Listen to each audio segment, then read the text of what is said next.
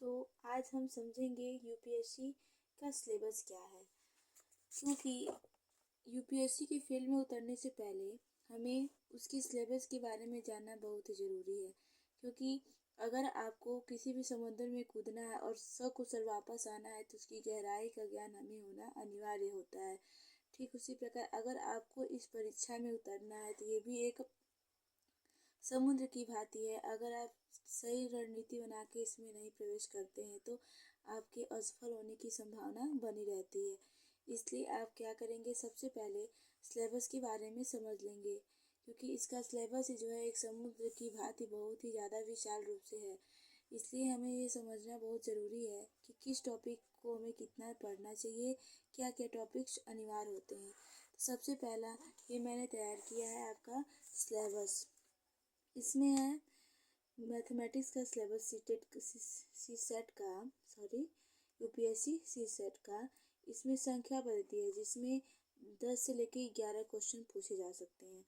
और अगला आता है टॉपिक सरलीकरण। सरलीकरण में होता है 5 से 6 क्वेश्चन आ जाते हैं आपके।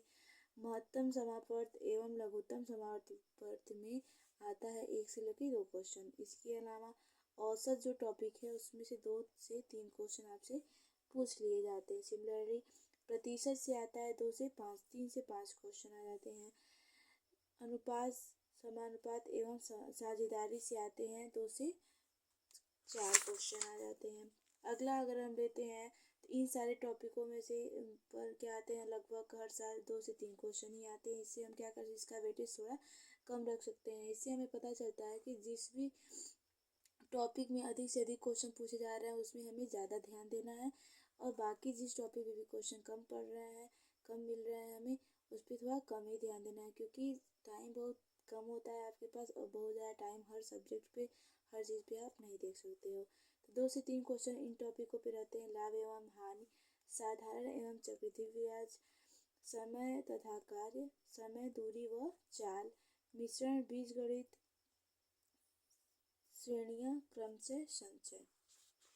अब अगर हम आगे चले तो इसके अलावा क्या होता है, कभी कभी हमारे क्वेश्चन पेपर में 2 से 1 क्वेश्चन या कभी कभी ये भी क्वेश्चन हमें नहीं देखने को मिलते हैं। ये कौन कौन से टॉपिक हैं उस पर, प्रायिकता, समुच्चय सिद्धांत, आधारभूत ज्यामिति, क्षेत्रफल क्षेत्रमिति, त्रिकोणमिति, ऊंचाई तथा दूरी, निर्देशांक ज्यामिति, सांख्यिकी।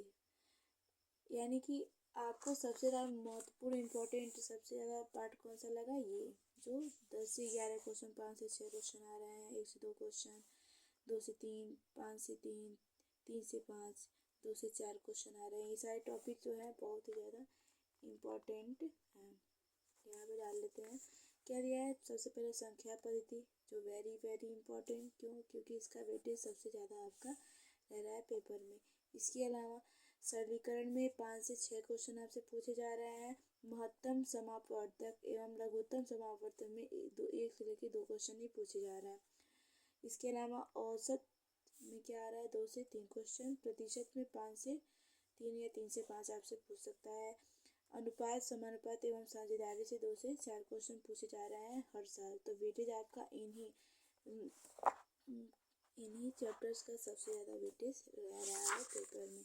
बाकी इन सभी चैप्टर्स का, इसमें से कौन कौन है, लाभ एवं हानि, साधारण एवं चक्रवृद्धि ब्याज, समय तथा कार्य, समय, दूरी व चाल, मिश्रण, बीजगणित, श्रेणियाँ, क्रमचय एवं संचय। इसमें से हर साल आपको 2 से 3 क्वेश्चन ही देखने को मिलते हैं। तो सबसे पहले आप क्या करेंगे, इन सारे चैप्टर्स को अच्छे से प्रिपेयर करने के बाद ही आप अगला जो 2 से 3 क्वेश्चन पूछने वाला टॉपिक है, जैसे कि प्रायिकता, समुच्चय सिद्धांत, आधारभूत ज्यामिति, क्षेत्रफल क्षेत्रमिति, त्रिकोणमिति, ऊंचाई तथा दूरी, निर्देशांक ज्यामिति, सांख्यिकी आदि पर हम क्या करेंगे, अध्ययन करना चाहेंगे। तो सबसे पहले आप डे 1 आज मैंने स्टार्ट किया है। तो सबसे पहले आज हम पढ़ेंगे संख्या पद्धति, जिसमें से कितने क्वेश्चन पूछे जाते हैं, 10 से 11 क्वेश्चन। तो जिस भी चैप्टर का वेटेज ज़्यादा रहेगा हम उस चैप्टर का ज़्यादा से ज़्यादा पढ़ाई करेंगे, उस टॉपिक के बारे में जानेंगे। Thank you.